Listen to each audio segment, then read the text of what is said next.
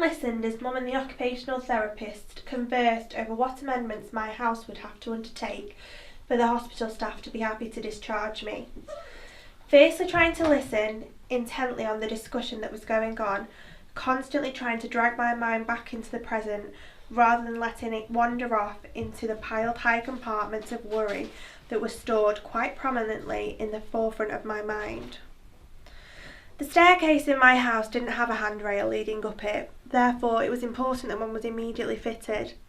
It was also decided that I should have a removable bench fitted into my bathtub, as the shower in my house is placed over the bath and I did not have the ability to climb in and out of it or stand and shower safely.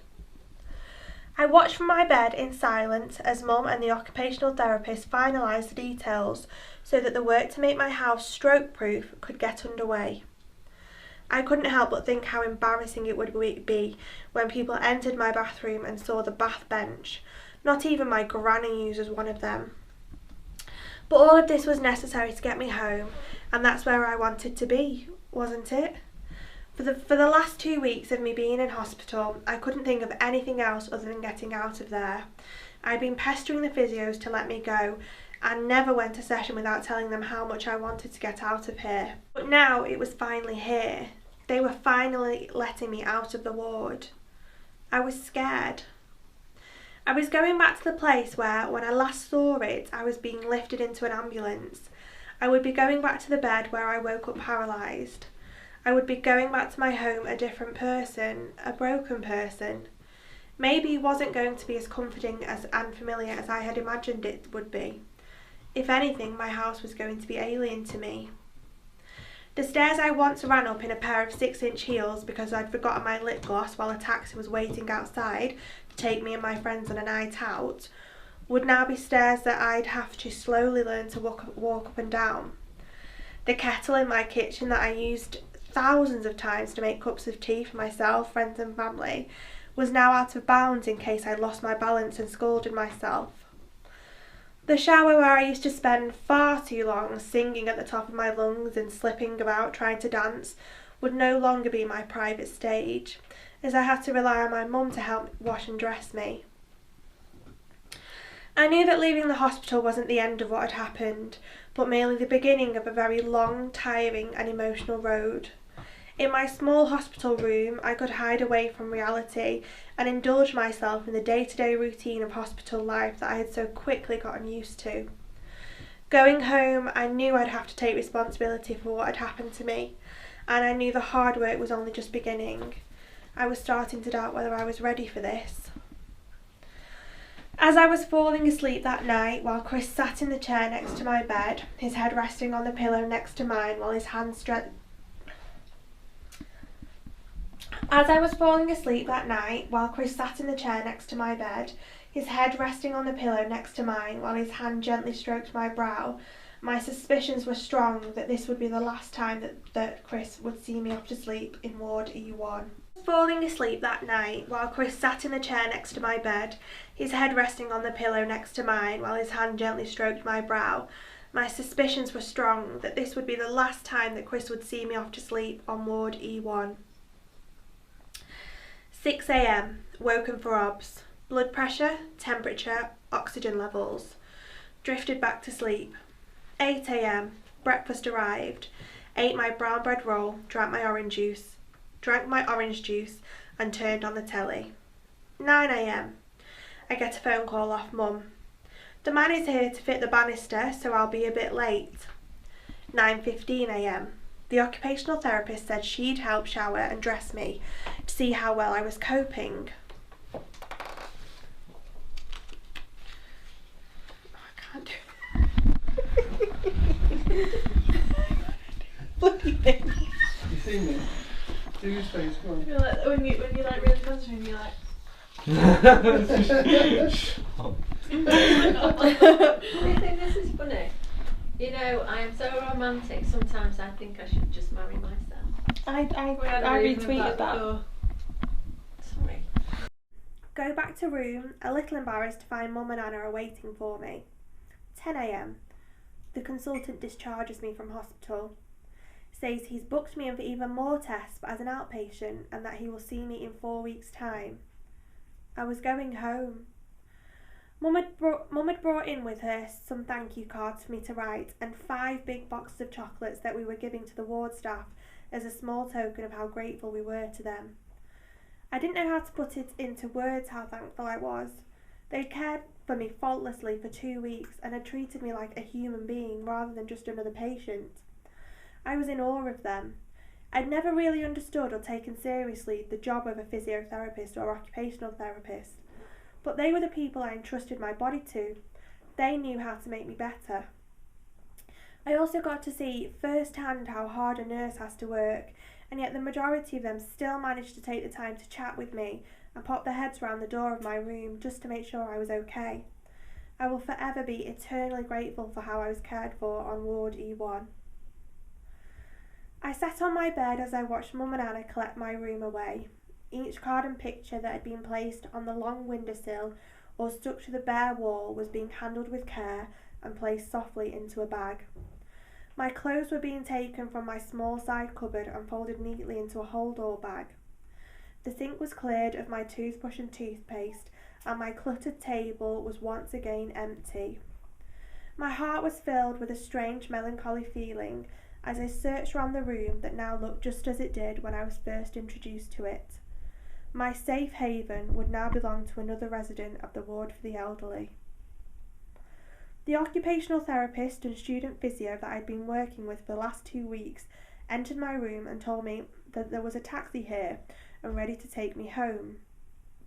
Hospital rules stated that I had to be taken home by these members of staff because they had to be satisfied that I would be safe in my house before they could formally discharge me.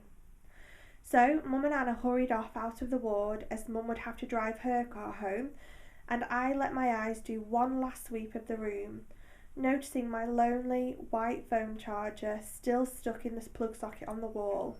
I pulled it out and shoved it in my pocket. It was time. Bye, room.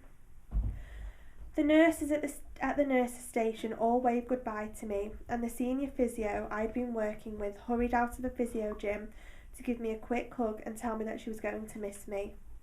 As we made our way to the door of the ward, I soaked in all the familiar sights: the bathroom I used, the communal area, the staff kitchen, the occupational therapist rooms, and then we were in the corridor. I could see the taxi waiting for us through the double doors ahead. The weather was bright with hardly a cloud in the sky, but it was fresh and chilly with the pleasant breeze sinking into my cheeks. I was helped into the car and exchanged hellos with the taxi driver. Then we were off. It felt so surreal to be outdoors, away from the hospital. I hadn't been in a moving vehicle since being in the ambulance. I gazed out of the window, spotting certain people I recognised and hoping they wouldn't see me. I wasn't ready to interact with anybody just yet. I had to focus on getting home. As my house is only 5 minutes away from the hospital, before I knew it, I had entered onto the street where I live. I had a jolt of excitement mixed with anxiety bounce through my chest, and there it was, my house. My lovely little house with its 4 symmetrical windows and its burgundy wooden door placed centrally with its silver number attached to it. My cute little front garden cordoned off by a simple front wall where, when I was little, I used to put on dance shows for the neighbours. My mum's colourful hanging baskets swinging next to the doors and windows, ready to face and be defeated by the cruel, icy winter ahead. I couldn't help but let out a smile and say, "Hi, house." Something was missing, though. Where were Mum and Anna? Somehow we'd managed to beat them home. How embarrassing. I didn't have a key. I couldn't help but laugh, and soon enough Mum's little red car turned the corner of the street, and the 4 of us, including the taxi driver, let out a cheer. Mum couldn't apologise enough and said she couldn't understand how we beat her to it. None of us could understand it. She left about 10 minutes before we did. That's my mum all over. She'd be late for her own funeral. I walked timidly up the driveway, following Mum and Anna and holding on to the physio, and watched as my mum pushed and turned her key into the lock on the door. Being helped up the step, good foot first, I entered the living room and drank in that oh-so-familiar sight. It was just how I'd left it. I sat awkwardly on the settee as Mum offered drinks to our guests, who declined as they wanted to get on with their assessment of the house. Now I was here, home, I wasn't going anywhere. I watched as both professionals exited the door to the living room to scan the rest of the downstairs, and Mum sat quietly next to me on the arm of the chair with her arm around me. Both physio and OT re-entered the living room and said they would like me to go upstairs with them so I could test out the new banisters and take a seat on my new bath bench. It was strange going up the stairs slowly, one step at a time. My body wanted to bound up them like I always had for the past 21 years, but my brain wouldn't let it. My brain didn't know how to let it. I followed the rehab team into the bathroom and Mum and Anna followed me. The 5 of us stood around the bath, eagerly waiting for me to try out my new bench. I sat on it with my legs hanging over the side of the bath, and with the help of my right arm, I heaved my left leg into the bath and swung my right leg to follow. Simple enough. Getting my legs out of the bath was slightly easier as my right leg took the lead and was able to reach the floor to steady myself while I dragged my left leg out. With the agreement that there would be someone supervising me and helping me in the bathroom at all times, and also helping me up and down stairs, both occupational therapist and physio were happy to formally discharge me. We exited the bathroom and made our way down the stairs, very cautiously on my part, and when back in the living room, the student physio handed my mum a sheet of exercises for me to do daily until the local rehab team started their work with me. And with that, it was time to say goodbye. I gave them both the most warm and sincere one-armed hugs I could muster. I was going to miss them. They were my lifelines. I hadn't spent a day in my new body without them. I had truly needed these people. Mum, Anna and I watched from the front door as they made their way back down the drive and into the taxi, which had been patiently waiting for them, and we waved until the car was out of sight.